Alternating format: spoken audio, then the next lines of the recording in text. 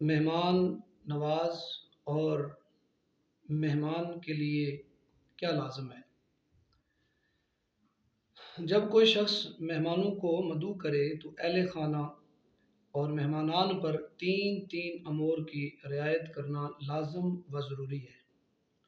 اہل خانہ پر واجب ہے کہ وہ طاقت سے بڑھ کر تکلف نہ کرے، یہ خلاف سنت ہے۔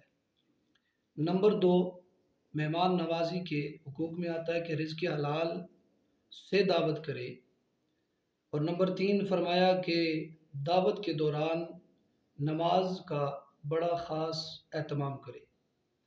اور میزبان کے لیے بھی تین کام ضروری ہیں۔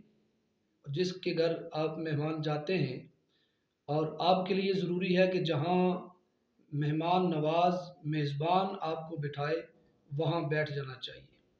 اور نمبر دو فرمایا جو پیش کیا جائے اس پر راضی رہے۔ اور نمبر تین جاتے ہوئے مہمان نوازی کرنے والے کے لیے برکت کی دعائے خیر کی جائے۔